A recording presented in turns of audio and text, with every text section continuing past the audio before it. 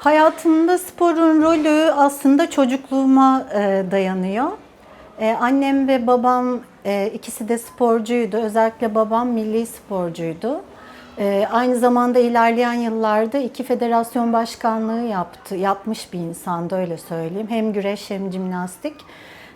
Dolayısıyla doğduğum günden itibaren babamın antrenmanlarında veya işte diğer yarışmaları izlerken, hani Türkiye'de yapılanlarda, hatta gönüllü olarak ilkokul yıllarından beri o şekilde başladım. Ama ilk hani gelişim dönemi müsait olduğu zamandan itibaren de atletizm, jimnastik gibi işte temel branşlardan başlayıp daha sonra ortaokul, lise yıllarımda da üniversiteyi bitirene kadar voleybol oynadım ben.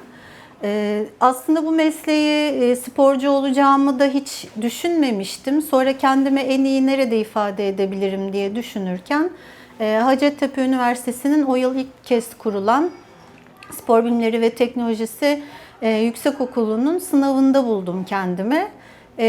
Kazandım. Sonrasında hemen akademisyen olmadım. Ama dışarıda çalıştım, öğretmenlik yaptım, fitness antrenörlüğü yaptım.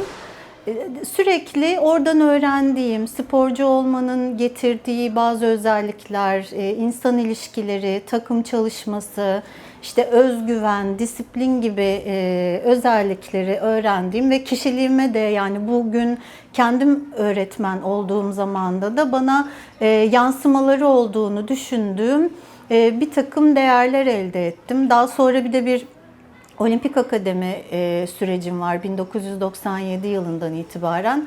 Bugün hala konuştuğum, hala her pazartesi Zoom üzerinden görüşmeler yaptığım arkadaşlarımla beraber hala konuşuruz. Nasıl daha iyi olabiliriz? Sporun insan gelişiminde kişiler arası, ülkeler arası, farklı kültürler arası olan iletişimlerde karşılıklı anlaşma nasıl sağlanabilir, barış nasıl sağlanabilir? Bunları görüştüğümüz bir hal haline geldi. Hani mesleki tarafı bir yana, diğer taraftan da insanın, daha doğrusu bu sosyal gelişimi için çok önemli olduğunu düşünüyorum. Bu yüzden spor belki eskisi kadar aktif yapamasam da, çünkü sakatlıklar bırakıyor. Yaş bir yere vardıktan sonra, çok uzun ve küçük yaşta itibaren yaptığınızda eskisi kadar aktif olmasam da bana bıraktığı diğer özellikleri öğrencilerime aktarmaya çalışıyorum. Şu andaki benim için önemi o.